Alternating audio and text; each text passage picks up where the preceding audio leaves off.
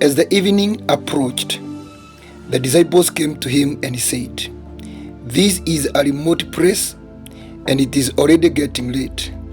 Set the crowd away so that they can go to the villages and buy themselves some food." Jesus replied, "They do not need to go away. You give them something to eat. We have here only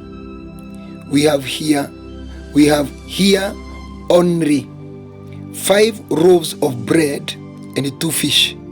They answered. Verse 7, I want to repeat again. "We have here only 5 loaves of bread and 2 fish." They answered, "Bring them here to me."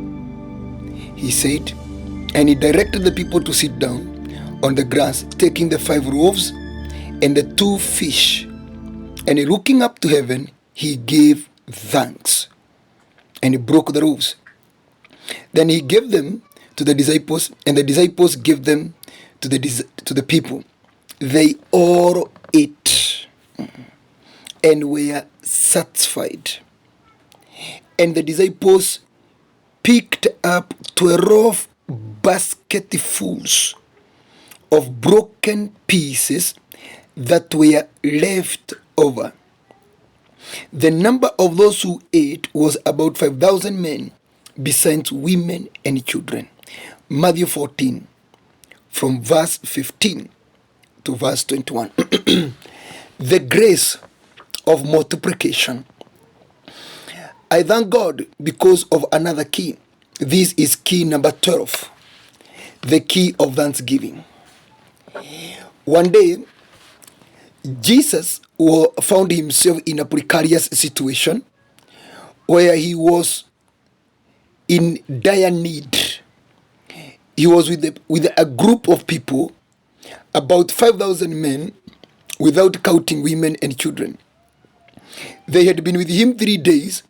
They had nothing to eat. So they were hungry. And Jesus said, he is not willing to set them away because they might fall. They might fall on the way. They might fall on the way. If you read Matthew 15 and verse 32, Jesus called his disciples to him and said, "I have compassion for these people. They already have been with me 3 days and have nothing to eat. I do not want to set them away hungry, or they may collapse on the way." And I know there is somebody who is there who is exactly like Jesus. Jesus asked them, "What do you have?" They told Jesus, "We only have 5 loaves of bread and 2 fish." The number which speaks of the magnitude of the need was 5,000 men, plus women, plus children. And the intensity of problem was they were hungry. They have been in fasting for 3 days. So you can see the magnitude, the size of the problem, 5,000, and the intensity. They are hungry. But what is available is 5 small loaves of bread and 2 small fish. And Jesus told the disciples, we do not need to go to the shops to look for more resources. What is available is sufficient. What is available is enough.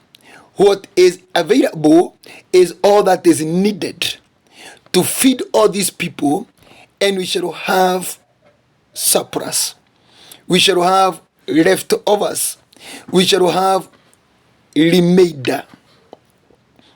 So what was the magic of moving 5 loaves of bread and 2 fish to feeding such a high magnitude problem with deep intensity to surplus?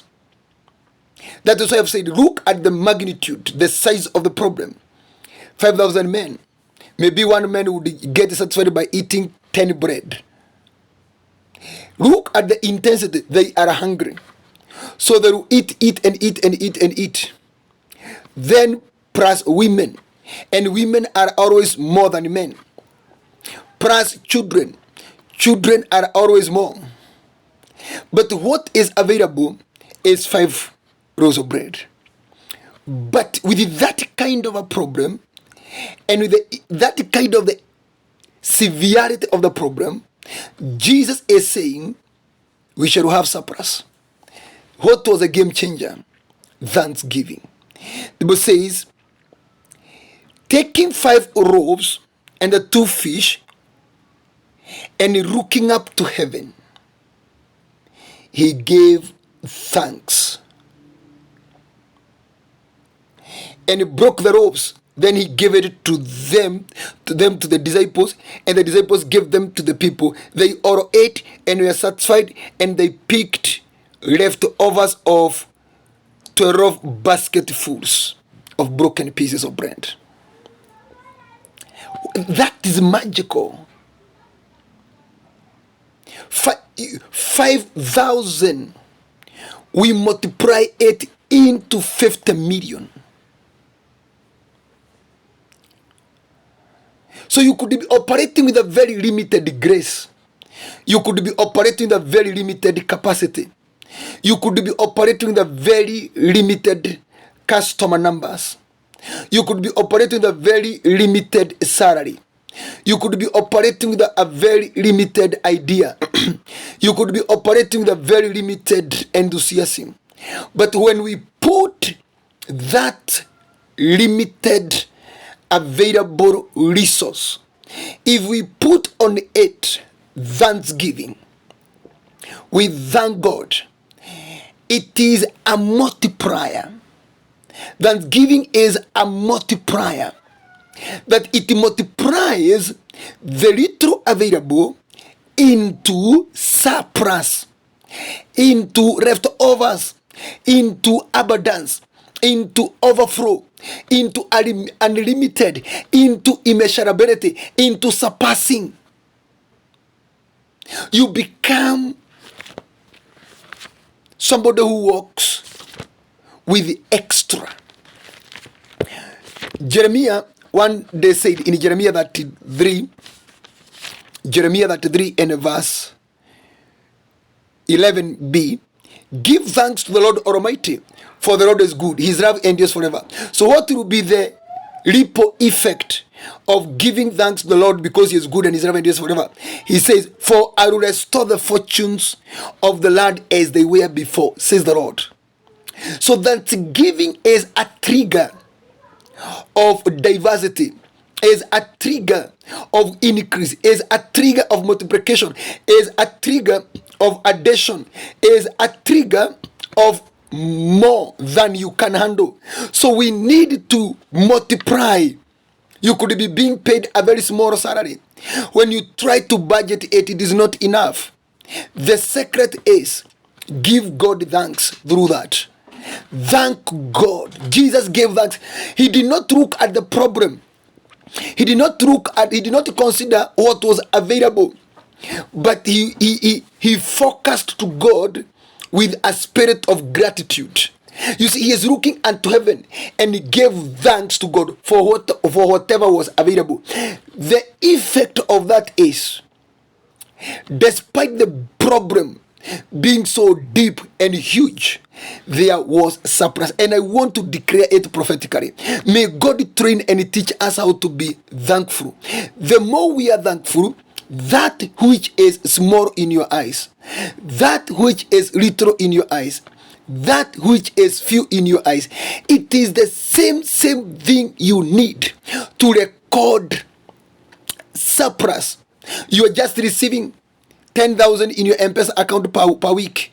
The same thing you are doing, God will use it if you give God thanks, and He can make your M-Pesa account, after you have done your budget, your account is left with a balance of over whatever you cannot even imagine.